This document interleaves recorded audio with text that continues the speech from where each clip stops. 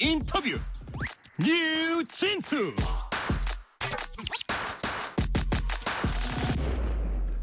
민주당 이재명 대표가 공직선거법 위반 사건 항소심에서 무죄 판결을 받았습니다. 민주당은 헌법재판소가 윤석열 대통령 탄핵 심판 선고를 하루빨리 내려야 한다고 거듭 요구하고 있습니다. 중소벤처기업부 장관 역임하신 민주당 삼선 의원 권칠승 의원과 함께 전국 현안 짚어보겠습니다. 권칠승 의원님 어서 오세요. 네, 반갑습니다. 권칠승입니다. 네네. 귀한 시간 내주셔서 감사드립니다. 지금 저녁 한참 많은 저녁 약속도 많으실 텐데 시간 내주셨어요. 아유, 감사합니다. 자, 권칠승 의원님은 항소심 선고 전부터 무죄를 확신하는 듯한 발언을 여러 차례 하셨습니다. 자, 그렇다면 정작 항소심 재판부가 무죄 판결을 내렸을 때 어떤 생각을 하셨어요? 이미 며칠 전에 이제 검찰이 윤석열 대통령에 대한 네. 그 구속 취소권에 대해서 즉시 항고를 포기했지 않습니까? 네. 그때 사실 스스로 정치 검찰이라는 것을 이제 인정하는 거나 마찬가지였는데요. 이번에 이 공직선거법 기소권도 전형적인 그런 정치 검찰의 기소 방식이었기 때문에 뭐 법리로 봐도 그렇고 상황으로 봐도 그렇고 무죄가 나올 것이라고 생각하고 있었습니다. 그래서 이 무리한 정적 죽이기 네. 뭐 이런 패턴이 그 실체를 드러내면서 이제 실패했다 그렇게 판단하고 있습니다. 네. 무리한 정적 죽이기, 무리한 검찰의 수사였다. 정적을 죽이기 위한 그런 말씀하셨고요. 자, 당장 검찰이 상고 입장을 밝혔습니다. 권칠승 의원님은 상고하지 말라 하셨어요. 이유가 뭡니까? 뭐 말씀 그대로 조금 전에 말씀드렸던 것처럼 상고 자체가 어불성설입니다. 이게 뭐 정치 기소이기 때문에요. 거기다가 구속 취소에 대해서 항고 포기를 했기 때문에 뭐 저는 뭐 최소한의 형식적 형평성을 확보하기 위해서라도 안 하는 게 좋겠다라고 충고 차원에서 했습니다. 네. 자, SNS 상에 이제 돌고 있는 이재명 대표 항소심 판결문 보면 항소심 재판에 공판검사 9명을 포함해서 모두 11명의 검사가 이름 올렸습니다. 이건 어떻게 보세요? 이것도 굉장히 이제 이례적인 숫자입니다. 아, 그렇습니까? 굉장히 이례적인 숫자여서 이 이제 정적 제거를 위한 정치적인 수사고 기소였다고 하는 것을 보여주는 하나의 증거라고 생각을 합니다. 보통 이제 공판교사가 1명 정도가 붙는답니다. 네. 그런데 지금 뭐 9명이라는 것은 굉장히 이례적인 숫자입니다. 그래서 정치적 수사 그리고 기소였다고 해석할 수밖에 없습니다. 자, 국민의힘 측에선 뭐 항소심 판단 논리 이해할 수 없다. 뭐 이게 이런저런 얘기들 합니다. 하는데 여하튼 이 판결에 대해서 뭐라 그럴까 이해할 수 없다는 사람들이 크게 이제 두 가지 측면인 것 같아요. 하나는 골프를 치지 않았다. 뭐 이런 부분이 뭐 1심에서는 김 씨와 김문기 씨가 골프 친 거 맞고 고의로 거짓말했다. 유죄 내렸는데 2심 재판부는 김문기를 모른다는 말일 뿐 골프를 안 쳤다는 말도 아니다. 따라서 허위사실 공표가 아니다.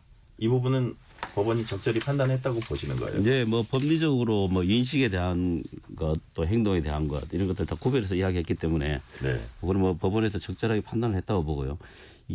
이해할 수 없는 게 아니고 이해를 안 하는 것 같습니다. 제가 볼 때는. 네. 왜 그러냐면 그 서울고법 형사 6부가 그동안에 이 좀 정치성이 들어있는 사건에 대한 판결을 보면 판례를 보면은 고발사주 손중성 검사에 네네. 대해서는 1심이 유죄였는데 무죄로 네네. 바꿨습니다. 그다음에 그 조국정 최강욱. 장관 예. 아들에 대한 예. 뭐 그 인턴 예, 그 최강욱 그 의원과 관련된 거죠. 이건 또 네네. 유죄를 그대로 유지를 했습니다. 또 민간인 불법 토종과 관계된 국정원 그 직원들에 대한 건도 원래 무죄였던 것을 그 사건 유죄였던 것을 무죄로 바꿨습니다. 그래서 민주당 입장에서 뭐 정치적으로만 본다면 좀 섭섭한 판단일 수도 있죠. 네. 그렇기 때문에 어떤 정치적 성향을 가지고 이야기했다, 판단을 내렸다 이렇게 보기는 뭐 전혀 없고 또 이번에 그 재판장 최은정 부장판사도 뭐 소속된 특별한 연구단체라든가 특별한 성향이 없고 그다음에 업무 능력이 굉장히 뛰어난 법관으로 그렇게 평가받고 있다는 보도들이 있습니다. 자, 손준성, 최강욱 이런 막 정치적으로 민감한 판결에 있어서도 뭐 만약에 어느 특정 그 쪽을 이렇게 유리하게 하려면은 그건 뭐 이해가 안 되는, 그러니까 이분들은 법리에 의해서 판결을 한 분들이다, 이런 취지로 지금 말씀을 해주셨어요. 네, 그렇습니다. 예. 자, 아까는 제가 골프 쳤다 안 쳤다 했는데 하나만 더 저기 판결 내용 중에 여쭤보면은 조금 더 이렇게 뭐라 그럴까 논란이 되는 부분이 백현동 부지 용도 변경하면서 국토부 협박 때문에 했다는 이 발언. 예, 예. 이 발언을 1심 재판부는 이 대표 스스로 검토해서 용도 변경한 것이다. 그리고 그동안 증인을 24명을 물어봤는데 협박 얘기 들었다는 사람도 없다. 그래서 그 이제 거짓말이다 이렇게 했는데 2심 법원은 뭐라 그랬냐면 그건 의견 표명이지 허위 사실 공표는 아니다, 이렇게 판단을 했거든요. 네, 네. 이 부분도 2심 이쪽이 그렇습니다. 적절하다고 보세요. 이렇게 의견 표명 네. 혹은 주관적 평가 네네. 네, 이렇게 했죠. 그래서 이런 것들은 허위라고 보기 어렵다는 판단이고, 더 큰 틀에서 보면 특히 대통령 후보, 그것도 이제 낙선한 대통령 후보를 네. 이 허위 사실 뭐 누구를 기억한다 안다 모른다 이런 걸로 사실 그 사법적 잣대를 들이댄 경우가 없습니다. 예. 예전에 이제 허모 후보 분이 한번 이제 그런 게 있었는데 네, 예. 그분은 뭐 박근혜 대통령과 결혼을 했다는 등 정말 말도 안 되는 그 허위 사실들을 이야기했기 때문에 이병철 회장이 양자로 입적됐다. 네, 뭐 그런 예. 뭐 예. 도저히 그 선거 과정에서 해서는 안 되는 너무나 무리한 이야기들을 했기 때문에 그런 것들은 뭐 당연히 그 법 위반으로 봐야 되겠지만 네. 지금 이런 건을 그 낙선한 대선 후보에 대해서 적용을 하고, 그리고 이 별건의 별건까지 이어져서 정말 엄청난 기소를 했지 않습니까? 그 수사를 펼쳤지 않습니까? 예. 하나만 더 말씀드릴까요? 이게 왜 정치 기소라고 볼 수밖에 없냐면은 예. 그 이재명 대표의 부인 그 김혜경 여사 같은 경우에 그 법카 문제로, 법인카드 문제로 정말 수백 차례 압수수색을 했는데 결국에 기소한 금액이 10만 4천 원입니다. 제가 그 법사위에 있을 때 그 법무장관한테 물어봤습니다. 이런 경우 본 적이 있냐 하니까 개인적인 경험은 없다라는 취지로 답변을 했거든요. 그건 뭐 굉장히 이례적일 뿐만 아니라 의도적이라고 봐야 됩니다. 네. 근데 아까 그 허경영 그 부분은 이제 의원님 말씀도 일리가 있는데 또 그걸 반대로 얘기하는 분은 또 이런 식으로 얘기하는 분도 있긴 있더라고요.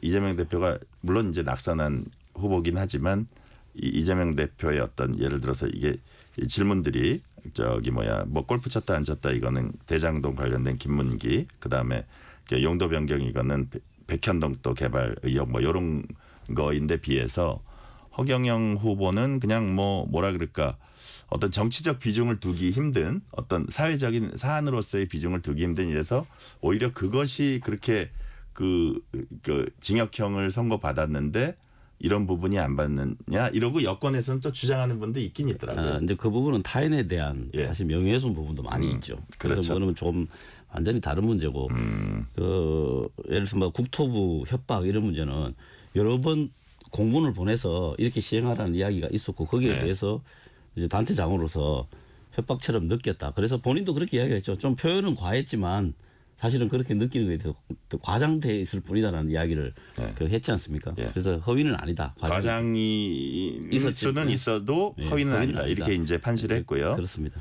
자, 아까 이제 그 손준성 최강욱 판결 요 재판부가 그렇게 판결했었다는 이제 그 예시도 이제 해주셨는데, 자, 국민의힘은 뭐 특정 연구단체 출신 얘기하면서 결론 정해놓고 논리 짜맞춘 판결이다. 거짓말을 거짓말이라 할 수 없는 홍길동 판결이다. 이건 유승민 전 의원. 뭐 이런 여당의 주장은 어떻게 보세요? 그 이야기를 하려면 윤석열 대통령 또 김건희 여사가 에 대해서 먼저 해야 되겠죠. 그래서 뭐 저는 터무니없는 정치 공세라고 생각합니다. 네. 자, 여당은 또 이 대표에 대한 형사 재판이 물론 뭐 지금 공직선거법 이것도 뭐 최종심은 남아 있습니다. 그렇지만 이 공직선거법 말고도 형사 재판이 4건 더 남았다. 이른바 사법 리스크를 벗었다는 일각의 주장은 시기상조다. 이런 걸 또 여권에서는 주장을 하고 있어요. 이런 부분. 예를 들어서 이렇게 여쭤볼게요. 이 대표가 사법 리스크를 이제 벗었다고 봐도 됩니까? 사법 리스크 자체가 뭐 애당초 있었나 싶은 생각이 좀 들 정도입니다. 네. 이게 이제 소위 한 놈만 팬다라는 방식으로 이 정치 검찰이 진짜 집요하게 지금 이제 한 거의 3년 정도 되었지 않습니까? 네. 3년 정도 지금 계속 해오고 있는데요. 이게 본인뿐만 아니고 별건에 별건까지 엮어서 본인과 인연이 있었던 사람들이 지금 대부분 다 수사를 받고 그 때문에 고통받고 있는데요. 이 전방위적 수사를 통해서 지금까지 뭐 밝혀진 게 시원하게 밝혀진 게 없어요. 이재명 대표 본인과 관련해서요. 이게 무슨 이야기 하느냐면은 이게 정치적인 수사고 기소라는 걸 저는 뭐 오히려 반증한다고 생각을 합니다. 그래서 어제 판결받은 이 공직선거법 위반 사건처럼 네. 향후에 지금 4건 정도 추가로 그 형사적으로 기소가 되어 있는 그 재판 중인 사건들 아마 그 재판 과정을 통해서 그 정치적 기소였다라는 점들이 밝혀질 것이라고 생각합니다. 네.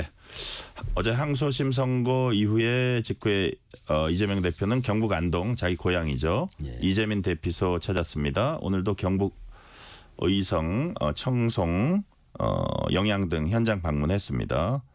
이 행보 어떤 행보일까요?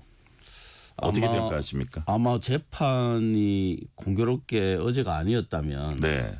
아마 산불이 났을 때 직후 아마 바로 현장으로 갔을 겁니다. 예, 예. 그 이재명 대표의 스타일상 바로 갔을 겁니다. 그런데 뭐 워낙 중요한 재판을 앞두고 있으니까 이제 조금 늦게 갔었죠. 그런데 재판 끝나고 바로 갔으니까 그건 뭐 당연하다고 생각합니다. 야당 대표가 지금 우리 역사상 최악의 산불 피해지 않습니까? 네, 네. 그러면 현장에 가서 상황을 살펴보고 그리고 또 그걸로 고통받고 있는 그 국민들을 위로하는 것은 당연한 행보라고 생각합니다. 네. 민생 행보다. 민생 행보입니까? 아니면 민생 행보이자 대선 행보입니까?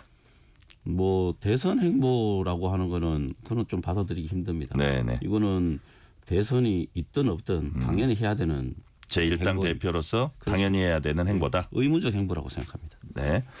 자, 국민의힘은 당 차원의 산불 재난 대응 특별위원회를 꾸렸습니다.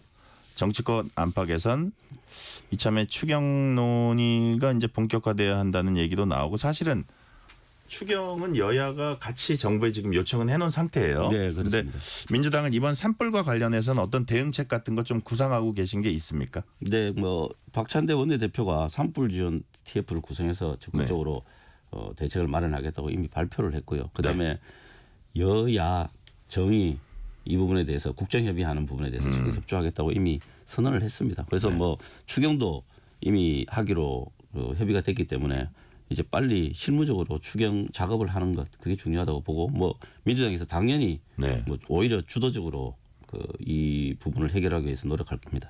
그러니까 정치권이 국가적인 재난에 어떤 정치적인 사안 갖고 이게 연루돼서는 안 될 것 같아요. 그렇습니다. 당연합니다. 예.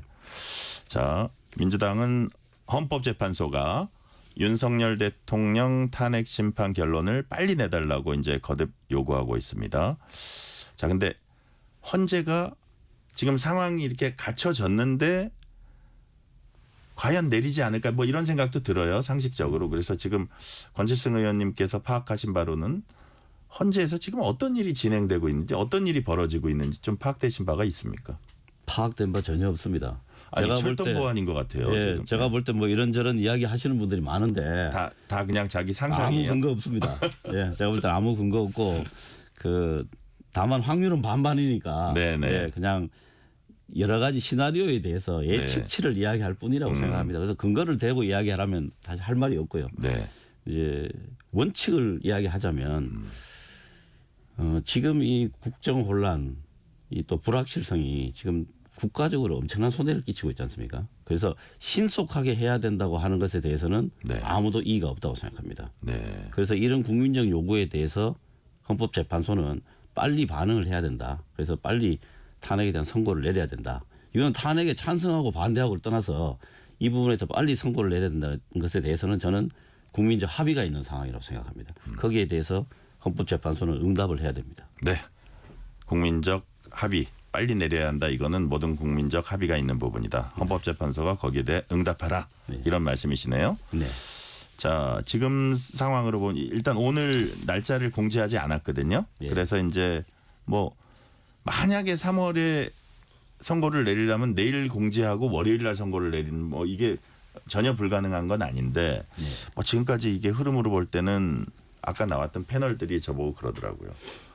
아우 뭐 언제 선고 내릴 것 같습니까라는 질문 내가 또 하기도 미안하다는 식으로 얘기했더니 자기네도 거짓말을 하도 많이 해가지고 이제 그 질문은 내가 안 하겠다고 얘기를 했는데 지금 같아서 어쨌든 좀 4월로 넘어가는 분위기예요. 그래서 어떻게 보십니까? 뭐 4월로 넘어간다는 자체가 저는 4월로 넘기면 예.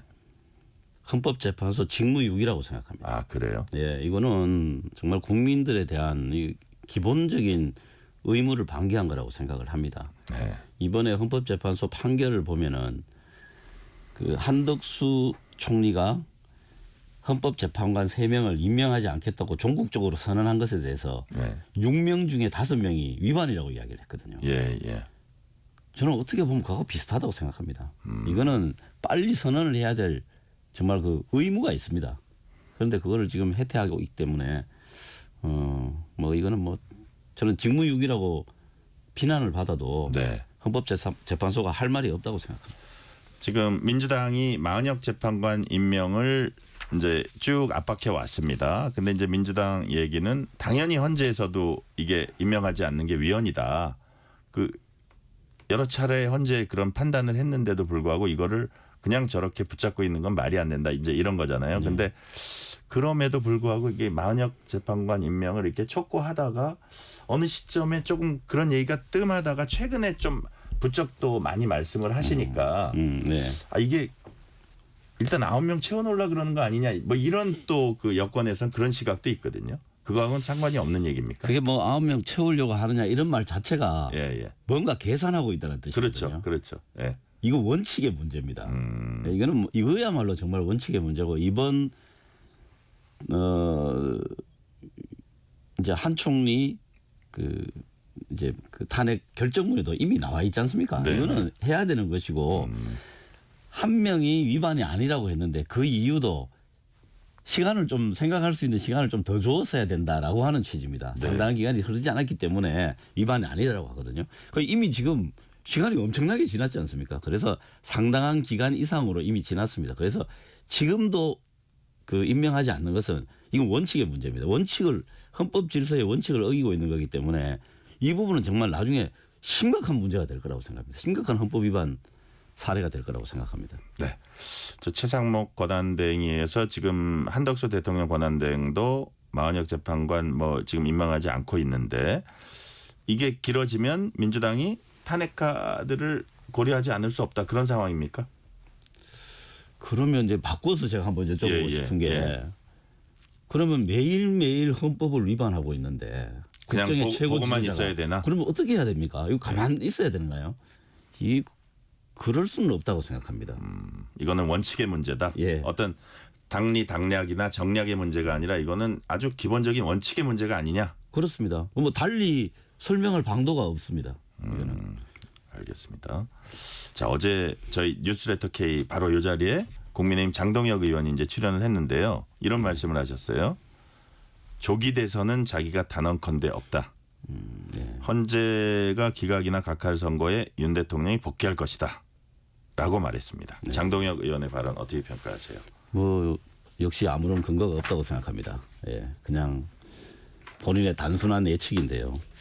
저는 요즘 국민의힘 소속 의원들께서 이렇게 뭐 대권 조기 대선이 없다고 이야기하면서도 네. 실제로 대권 행보는 국민의힘 소속 의원님들이 다 하고 계십니다. 아 그렇습니까? 예, 지금 그 극우 집회에 가서 여러 가지 과격한 말씀들을 하시고 하는 게 제가 이렇게 볼 때는 이미 당내 경선 중인 것 같습니다. 이미 얘기로는 기각 각하를 얘기하지만 그 물밑으로는 다 행보를 하고 있다. 그런 그렇습니다. 말씀이신가요? 그렇습니다. 물밑이 아니고 물 바깥으로 다 보입니다. 아예 다 보이게. 네. 네. 자 권칠생 의원님이 보시기에는 이미 대선 행보하고 있다. 뭐 이런 말씀을 하셨고요. 네. 자, 근데 우리가 이제 지난 12월을 좀 되돌아보면 계엄이 선포되고 12월 초였죠. 그다음에 12월 중순에 윤 대통령 탄핵 소추안이 이제 통과됐습니다. 그때 상황하고 지금은 3월 말 이제 4월을 바로 앞두고 있는 3월 말인데 정치 상황이랄까 이런 것들이 많이 다르다 이런 얘기들을 해요. 예를 들어서 광장에서 또 정치권에서 이렇게 좀 첨예하게 맞서고 있거든요. 그렇죠. 그래서 그렇다면 어쨌든 탄핵을 반대하는 그 국민도 국민입니다. 그렇다면 탄핵에 반대하는 민심은 권칠승 의원님은 어떻게 평가하십니까? 그럴 수 있다고 생각합니다. 예, 반대하는 그 생각을 가질 수 있다고 생각합니다. 그런데 한 가지 전제가 있죠. 네네. 그런 생각을 하게 되는데 그게 팩트냐, 사실관계를 갖고 그렇게 판단하고 있느냐, 그 판단하게 하는 여러 가지 요소들이 예, 예. 사실인가의 여부가 중요하다고 봅니다. 그 전형적인 부분 중에 하나가 부정선거론입니다. 이건 뭐 정말 아예 그냥 말도 안 되는, 처음부터 끝까지 말도 안 되는 거짓으로 이루어져 있는 그 하나의 음모론이거든요. 그런데 그런 것들을 철석같이 믿고 만약에 탄핵 반대를 하는 것으로 생각을 한다면 네. 이건 진짜 비극이고 혹세무민이죠. 또 그런 이야기를 퍼뜨리는 그 뒤쪽에 또 위장된 상업주의가 저는 있다고 생각합니다. 그래서 이런 부분들을 앞으로 해결해 나가고 배제하는 것, 이게 정치인들에게 큰 그 몫이라고 생각합니다. 자, 그쪽으로 믿고 그쪽을 지지하는 분들은 그 자체로서 존중받을 수 있으나 어떤 명백하게 잘못된 팩트에 대해서는 분명히 한번 짚고 넘어갔으면 좋겠다. 그런 말씀이신가요? 그렇습니다. 그 생각을 그 유지하는 여러 가지 팩트들 중에서 사실과 네. 아닌 것은 사실과 아닌 대로 생각을 해서 결론을 내야 된다. 네. 그런데 지금은 너무나 가짜 뉴스, 사실과 다른 이야기들이 너무나 광범위하게 퍼지고 확신으로 다가서 있기 때문에 그런 부분들에 대해서는 심각한 교정이 필요하다고 봅니다. 심각한 교정이 필요하다. 자, 어제 항소심에서 이제 무죄를 받으면서 이제 이재명 대표가 어떻게 뭐 날개를 달았다 이런 표현을 쓰는 분들도 있고요. 만약에 이제 조기 대선이 열릴 경우에 민주당의 뭐 안 그래도 유력한 그 잠재적 후보였는데 더더욱 그렇게 될 거란 이제 그 예측이 나오는데 네. 그렇게 되면 어떻게 상황을 보던 비명계 주자들은 어떻게 되는 겁니까? 또 본인들 나름대로 예, 예. 뭐 또 정치적 행보를 하겠죠. 그런데 지금 현재 우리 민주당 내에서 대선에 대한 생각을 가지고 있다고 생각되는 네. 예상되는 그런 정치인들은 현재 대권 행보를 하고 있지 않습니다. 왜냐하면 지금 탄핵 정국을 신속하게 마무리하는 것, 여기에 힘을 모아야 된다고 하는 게 지금 공통된 의견이고 또 거기에 맞춰서 행동을 하고 있습니다. 대권 행보보다는 탄핵 이 정국을 신속히 마무리하는 게 우선이다. 그렇습니다. 예. 이게 조기 대선이라고 하는 게 지금 상황의 원인이 아니지 않습니까? 네. 조기 대선이라고 하는 것은 탄핵에 이은 자연스러운 헌법이 예고하고 있는 자연스러운 결과일 뿐입니다. 그렇기 때문에 이 원인과 결과를 막 섞어서 이야기하면은 더 큰 혼란이 생긴다고 봅니다. 네. 자, 어느 쪽으로 판결이 나든 윤 대통령 이제 선고가 나오면 그 이후에 좀 극심한 대립이 있지 않을까 이런 우려도 사실 많거든요. 그렇습니다. 자, 예. 이거는 어떤 식으로 헤쳐나가야 된다고 보세요? 이게 진짜 어려운 문제입니다. 이 탄핵 결정이 나고 나면 이제 저는 뭐 탄핵이 당연히 인용이 된다고 생각하기 때문에 이제 그렇게 되었을 때 이후 아마 새로운 어떤 시대적 욕구가 나올 거라고 봅니다. 지금 해결해야 될 부분이 이제 크게 보면 두 개인데요. 국민 통합. 네. 그다음에 지금 경제 문제입니다. 이 두 개를 해결해야 되는데 국민 통합을 위해서는 정치권이 좀 더 폭넓은 모습, 품이 넓은 모습을 보여주는 게 맞다고 보고요. 경제 문제에 있어서는 무슨 좌우 대립이나 이념적 이런 것보다는 현재 어려운 상황을 해결해 나갈 수 있는 문제 해결 능력, 실용주의. 솔루션을 보여줄 네. 수 있는 그런 게 절실하다고 보고 있습니다. 네. 그렇다면 요 와중에 전국을 돌파하기 위한 민주당이 넘어야 할 고비랄까요? 물론 뭐 이제 선거라는 게 남아 있지만 민주당이 어떤 방향으로 이렇게 나가야 된다. 짤막하게 이렇게 정리를 해 주신다면 무슨 말씀하시겠습니까? 탄핵 인용이 되도록 신속하게 그것도 되도록 국민적인 뜻을 모아 나가는 것, 그게 지금 민주당이 해야 될 가장 중요한 일이라고 봅니다. 네. 오늘 말씀은 여기까지 듣겠습니다. 지금까지 권칠승 민주당 의원이었습니다. 말씀 감사합니다. 네, 감사합니다. 예.